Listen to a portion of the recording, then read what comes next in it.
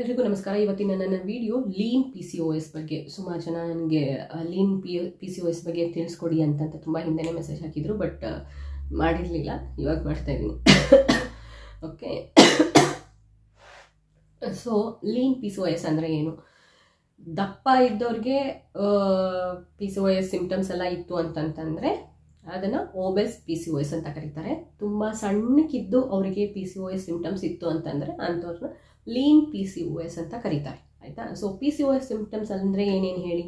First thing irregular periods, ಆ್ಯನೋವಲೇಷನ್, ಹಿರ್ಸುಟಿಸಮ್ ಅಂದರೆ facial hair and ಬಾಡಿನಲ್ಲಿ ಎಲ್ಲಿ ಬೇಕೋ ಅಲ್ಲಿ ತುಂಬ ದಪ್ಪನಾಗಿರೋ ಅಂತಹ ಕೂದಲು ಬೆಳೆಯೋದು. ಆಯಿತಾ? ಫೇಸಲ್ಲೂ ಕೂಡ ತುಂಬ ದೊಡ್ಡದು ಆ್ಯಂಡ್ ದಪ್ಪನಾಗಿರುವಂತಹ ಕೂದಲು ಬೆಳೆಯೋದು.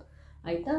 ಆ್ಯಂಡ್ ಹೇರ್ ಫಾಲ್ ಆಗಿರ್ಬೋದು, insulin resistivity, pre diabetes and high androgens, high stress levels, high anxiety levels and high LH levels ಅಂದರೆ luteinizing hormone level and infertility issues, hair fall ಆಗಿರ್ಬೋದು. ಇದಿಷ್ಟು PCOSನ ಸಿಂಪ್ಟಮ್ಸ್. ಈ PCOS ಸಿಂಪ್ಟಮ್ಸಲ್ಲಿ ಎಲ್ಲ ಇರದೇ ಇದ್ರೂ ಕೆಲವೊಂದಿಷ್ಟು ಸಿಂಪ್ಟಮ್ಸು ಲೀನ್ ಅಂದರೆ ತೆಳ್ಳಗಿರುವಂತಹ ಅಥವಾ ನಾರ್ಮಲ್ ಇರುವಂತಹ, ತೆಳ್ಳಗೆ ಅಂತಂದರೆ ತುಂಬ ತೆಳ್ಳಗಿರುವಂಥವ್ರು ಅಂತಲ್ಲ, ತಮ್ಮ ಹೈಟಿಗೆ ಕರೆಕ್ಟ್ ಆಗಿರುವಂತಹ ವೇಟ್ ಇದ್ದಂಥವ್ರಿಗೂ ಕೂಡ ಈ ಸಿಂಪ್ಟಮ್ಸ್ ಯಾವುದಾದ್ರೂ ಇತ್ತು ಅಂತಂತಂದರೆ ಅಂಥವ್ರಿಗೆ ಲೀನ್ PCOS ಅಂತಲೇ ಹೇಳ್ತಾರೆ.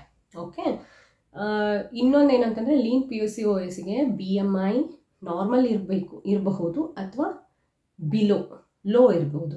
Low BMI or normal BMI ಇದ್ದಂಥವ್ರಿಗೆ PCOS ಸಿಂಪ್ಟಮ್ಸ್ ಇತ್ತು ಅಂತಂತಂದರೆ ಅಂಥವ್ರನ್ನ ಲೀನ್ PCOS ಪೀಪಲ್ ಅಂತ ಕರೀತಾರೆ. ಓಕೆ, ಯೂಶ್ವಲ್ ಆಗಿ ಏನು ಅಂತಂತಂದರೆ ಒಂದು ಮಿಸ್ಕಾನ್ಸೆಪ್ಷನ್ ಏನಿದೆ, ದಪ್ಪ ಇರೋರಿಗೆ ಮಾತ್ರ PCOS ಇರುತ್ತೆ, ತೆಳ್ಳಗಿರೋರಿಗೆ, ನಾರ್ಮಲ್ ವೇಟ್ ಇರೋರಿಗೆ, ನಾರ್ಮಲ್ ಆಗಿರೋರಿಗೆ PCOS ಇರಲ್ಲ ಅನ್ನೋ ಮನೋಭಾವನೆ ಎಲ್ಲರಿಗೂ ಇರುತ್ತೆ ಯೂಶ್ವಲ್ ಆಗಿ. ಸೊ ಏನು ಅಂದರೆ ನಾನು ತೆಳ್ಳಗಿದ್ದೀನಿ, ನನಗೇನು PCOS ಇರಲ್ಲ ಬಿಡು, ಇದು ಬೇರೆ ಎಲ್ಲ ಏನು ಸಿಂಪ್ಟಮ್ಸ್ ಎಲ್ಲ ಇದೆ ಅದು ಬೇರೆ ಯಾವುದರಿಂದನೂ ಆಗ್ತಾ ಇರಬಹುದು ಅನ್ನೋ ಅಂತಹ ಭಾವನೆನಲ್ಲೇ ಜನಗಳು ನನಗೆ PCOS ಬರೋಕ್ಕೆ ಯಾವುದೇ ಥರನಾದಂಥ ಸಾಧ್ಯತೆ ಇಲ್ಲ, ಯಾಕೆಂದರೆ ನಾರ್ಮಲ್ ವೇಟ್ ರೇಂಜ್ ಅಂತ ಅಂದ್ಕೊಂಡೆ ಸುಮ್ಮನೆ ಇರ್ತಾರೆ ಯೂಶ್ವಲ್ ಆಗಿ. ಆಯಿತಾ? ಬಟ್ ಯಾವಾಗ ಪ್ರೆಗ್ನೆನ್ಸಿಗೆ ಟ್ರೈ ಮಾಡಿ ಕನ್ಸೀವ್ ಆಗೋದಕ್ಕೆ ಆಗೋದಿಲ್ಲ ಅಂತ ಟೈಮಲ್ಲೇ ಹೆಣ್ಮಕ್ಳಿಗೆ ಗೊತ್ತಾಗೋದು ಏನು ಅಂತಂತಂದರೆ, ನನಗೂ PCOS ಇದೆ, ಈ ಒಂದು ಲೀನ್, ನನಗೆ PCOS ಇದೆ, so it is lean PCOS ಆವಾಗಲೇ ಗೊತ್ತಾಗೋದು. ಸೊ ರೀಸನ್ಸ್ ಏನೇನೆಲ್ಲ ಇರೋದು, ನಾನು ತೆಳ್ಳಗಿದ್ದೀನಿ ಅಲ್ವಾ, ತೆಳ್ಳಗಿದ್ದೀನಿ ಅಂತಂತಂದರೆ ಫಿಟ್ ಇದ್ದೀನಿ ಅಂತಲೇ ಎಲ್ಲರಿಗೂ ಅರ್ಥ. ಆಯಿತಾ? ಯೂಶ್ವಲ್ ಆಗಿ ಅದು ಎಲ್ಲರಿಗೂ ಹಂಗೆ ಅಂದ್ಕೊಳ್ಳೋದು ಅಲ್ವಾ. ತೆಳ್ಳಗಿದ್ದೀನಿ ಅಂತಂತಂದರೆ ನಾನು ಕರೆಕ್ಟಾಗಿದ್ದೀನಿ, ದಪ್ಪ ಇದ್ದೀನಿ ಅಂದರೆ ಅನ್ಹೆಲ್ದಿ ಅಂತಂತಾನೆ ಅಂತ ಅಂದ್ಕೊತಾರೆ ಯೂಶ್ವಲ್ ಆಗಿ. ಸೊ ನಾನು ತೆಳ್ಳಗಿದ್ದೀನಿ, ನನಗೆ ಹೆಂಗೆ ಬಂದ್ಬಿಡ್ತು PCOS ಅಂತಲೇ ಹೇಳೋದು. Abnormal fat and muscle ratio ಅಂದರೆ ತೆಳ್ಳಗಿದ್ದೀನಿ ಫ್ಯಾಟ್ ಇರಲ್ಲ ಅಂತ ಅಂದ್ಕೊಂಡಿರ್ತಾರೆ, ಬಟ್ ತೆಳ್ಳಗಿರೋರ್ಗು ಫ್ಯಾಟ್ ಡೆಪೋಸಿಷನ್ ಇರುತ್ತೆ ಅವ್ರ ಬಾಡಿನಲ್ಲಿ. ಆಯಿತಾ? ಇದನ್ನು ಬಿಟ್ಟರೆ ಅನ್ಹೆಲ್ದಿ ಲೈಫ್ ಸ್ಟೈಲ್ ಆಗಿರಬಹುದು, ಅನ್ಹೆಲ್ದಿ ಈಟಿಂಗ್ ಹ್ಯಾಬಿಟ್ಸ್ ಆಗಿರಬಹುದು, ಸೆಡೆಂಟ್ರಿ ಲೈಫ್ ಸ್ಟೈಲ್ ಆಗಿರಬಹುದು, ಇದರಲ್ಲಿರೋ ಯಾವುದೇ ಒಂದು ಕಾರಣದಿಂದ PCOS ಬಂದಿರಬಹುದು ತೆಳ್ಳಗಿದವ್ರಿಗೂ ಕೂಡ. ಓಕೆ, ಸೊ ಬಂದಿದೆ ಅಂತಂದಮೇಲೆ ಯಾಕೆ ಬಂದಿದೆ ಅನ್ನೋದನ್ನು ತಿಳ್ಕೊಂಡ್ರಿ ಅಂತಂತಂದರೆ ನಿಮಗೆ ಪ್ರೊಆಕ್ಟಿವ್ ಆಗಿ ನೀವು ಒಂದು ಹೆಜ್ಜೆ ಮುಂದಕ್ಕಿಟ್ರಿ ಅಂತಂತಂದರೆ ಈ ಲೀನ್ PCOSನ ಕೂಡ ಸರಿ ಮಾಡ್ಕೋಬಹುದು. No need to worry. ಏನೇ ಸ್ಟಾರ್ಟ್ ಮಾಡೋದಕ್ಕಿಂತ ಮುಂಚೆ ಒಂದು ಟೆಸ್ಟ್ ಮಾಡಿಸಿ, ನಿಮಗೆ ಇನ್ಸುಲಿನ್ ರೆಸಿಸ್ಟಿವಿಟಿ ಇದೆನಾ ಇಲ್ವಾ ಅನ್ನೋದನ್ನು ತಿಳ್ಕೊಳ್ಳಿ. ಯಾಕಂದರೆ ದಪ್ಪ ಇದ್ದವರಲ್ಲಿ insulin resistivity is more common. ಆಯಿತಾ? ಬಟ್ ಲೀನ್ ಇದ್ದವರಲ್ಲಿ ಇನ್ಸುಲಿನ್ ರೆಸಿಸ್ಟಿವಿಟಿ ಇದೆನಾ ಇಲ್ವಾ ಅನ್ನೋದನ್ನು ತಿಳ್ಕೊಳ್ಳೋದು ತುಂಬಾ ಇಂಪಾರ್ಟೆಂಟ್. ಯಾಕೆ ಅಂದರೆ ನಿಮಗೆ ಕಾಣಿಸ್ತಾ ಇರುವಂತಹ ಸಿಂಪ್ಟಮ್ಸಲ್ಲಿ ಏನು PCOS ಸಿಂಪ್ಟಮ್ಸಲ್ಲಿ ಕೆಲವೊಂದಿಷ್ಟು symptoms it's because of insulin resistivity, ಇನ್ನು ಕೆಲವೊಂದಿಷ್ಟು ಸಿಂಪ್ಟಮ್ಸು ಆಂಡ್ರೋಜನ್ಸಿಂದ ಆಗುತ್ತೆ. So androgens is nothing but male hormone, ಅದರಿಂದ ನಿಮಗೆ ಫೇಶಿಯಲ್ ಹೇರ್ ಆಗಿರ್ಬೋದು, ಬಾಡಿ ಹೇರ್ ಆಗಿರಬಹುದು, ಆ್ಯಕ್ನೆ ಆಗಿರಬಹುದು, ಆಗ್ತಾ ಇರ್ಬೋದು. ಆಯಿತಾ? ಸೊ ಇನ್ಸುಲಿನ್ ರೆಸಿಸ್ಟಿವಿಟಿಯಿಂದ ನಿಮಗೆ ಬೇರೆ ಉಳಿದಿದ್ದೆಲ್ಲ ಪ್ರಾಬ್ಲಮ್ಸೂ ಆಗ್ತಾ ಇರ್ಬೋದು. ಸೊ ಕ್ಲಿಯರ್ ಆಗಿ ಇದರಿಂದನೇ ನಿಮಗೆ ಇನ್ಸುಲಿನ್ ರೆಸಿಸ್ಟಿವಿಟಿಯಿಂದನೇ ನಿಮಗೆ ಈ ಥರ ಪ್ರಾಬ್ಲಮ್ಸ್ ಆಗ್ತಿದೆ ಅನ್ನೋದನ್ನು ತಿಳ್ಕೊಳ್ಳೋದಕ್ಕೋಸ್ಕರ ಫಸ್ಟ್ ಇನಿಷಿಯಲಿ ಕೆಲವೊಂದಿಷ್ಟು ಟೆಸ್ಟ್ಗಳನ್ನ ಮಾಡಿಸ್ಬಿಡಿ. ಏನು, ಫಾಸ್ಟಿಂಗ್ ಇನ್ಸುಲಿನ್ ಮಾಡಿಸಿ, ಫಾಸ್ಟಿಂಗ್ ಗ್ಲೂಕೋಸ್ ಟೆಸ್ಟ್ ಮಾಡಿಸಿ, HbA1c ಮಾಡಿಸಿ ಆ್ಯಂಡ್ ಗ್ಲೂಕೋಸ್ ಟಾಲರೆನ್ಸ್ ಟೆಸ್ಟ್ ಮಾಡಿಸಿ. ಆಯಿತಾ? ಈ ಟೆಸ್ಟ್ಗಳನ್ನ ಮಾಡಿದವಾಗ ನಿಮಗೊಂದು ಐಡಿಯಾ ಸಿಗುತ್ತೆ ದ್ಯಾಟ್ ನಿಮಗೆ ಇನ್ಸುಲಿನ್ ರೆಸಿಸ್ಟಿವಿಟಿ ಇದೆನೋ ಇಲ್ವೋ, ಕರೆಕ್ಟಾಗಿದೆನೋ, ಅಥವಾ ಪ್ರೀ ಡಯಾಬಿಟಿಕ್ ಫೇಸಲ್ಲಿ ಏನಾದರೂ ಇದ್ದೀರಾ ಅಥವಾ ನಾರ್ಮಲ್ ಆಗಿದೆನಾ, ನಿಮಗೆ ಇನ್ಸುಲಿನ್ ರಿಲೇಟೆಡ್ ಅಥವಾ ಶುಗರ್ ರಿಲೇಟೆಡ್ ನಿಮಗೇನು ಪ್ರಾಬ್ಲಮ್ ಇಲ್ಲ ಅನ್ನೋದು ಕ್ಲಿಯರ್ ಆಯಿತು ಅಂತಂದರೆ then you can work it out so that ನಿಮ್ಮ ಲೀನ್ PCOS ಸಿಂಪ್ಟಮ್ಸು ಕಮ್ಮಿ ಆಗುತ್ತೆ. ಓಕೆ, ಸೊ ದಪ್ಪ ಇರೋರಿಗೆ PCOS ಇದೆ ಅಂತಂದ ತಕ್ಷಣ ಫಸ್ಟ್ ಏನಂತ ಹೇಳ್ತಾರೆ, ವೇಟ್ ಕಮ್ಮಿ ಮಾಡ್ಕೊಳ್ಳಿ ಅಂತಂತ ಹೇಳ್ತಾರೆ. ಆಯಿತಾ? ಸೊ ಈಗ ಆಲ್ರೆಡಿ ಲೀನ್ ಆಗಿರೋಂಥವ್ರಿಗೆ ಬಂದಿರೋ PCOSಗೆ ನಾನು ಇನ್ನೂ ವೇಟ್ ರಿಡ್ಯೂಸ್ ಮಾಡ್ಕೋಬೇಕಾ ಅಂತಂತ ಕೇಳಿದರೆ ಖಂಡಿತವಾಗ್ಲೂ ಇಲ್ಲ. ನೀವಿರೋದೇ ಇಷ್ಟು ಅಂದರೆ ಇನ್ನೂ ಇಷ್ಟು ಕಮ್ಮಿ ಮಾಡ್ಕೊಂಡು ಏನು ಮಾಡ್ತೀರಾ ಅಲ್ವಾ?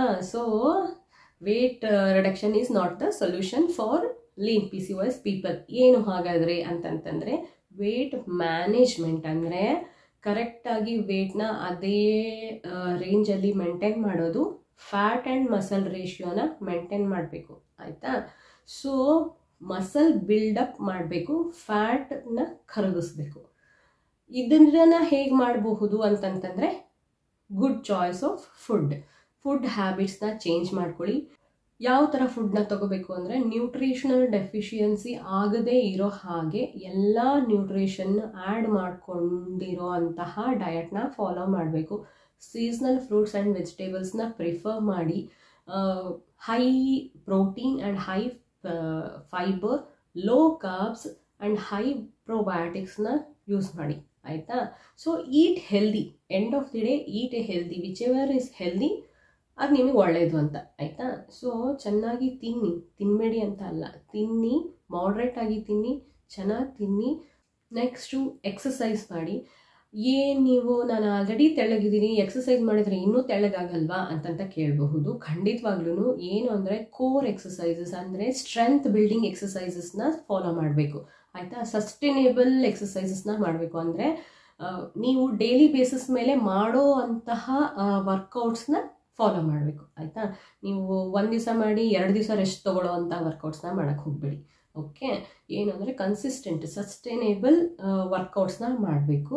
ಇದರಿಂದ ಏನಾಗುತ್ತೆ, ಇನ್ಸುಲಿನ್ ರೆಸಿಸ್ಟಿವಿಟಿ ಕಮ್ಮಿ ಆಗುತ್ತೆ, ಇನ್ಸುಲಿನ್ ಸೆನ್ಸಿಟಿವಿಟಿ ಚೆನ್ನಾಗಾಗುತ್ತೆ, ಓವರ್ ಆಲ್ ಮೆಟಬಾಲಿಸಮ್ ಇಂಪ್ರೂವ್ ಆಗುತ್ತೆ.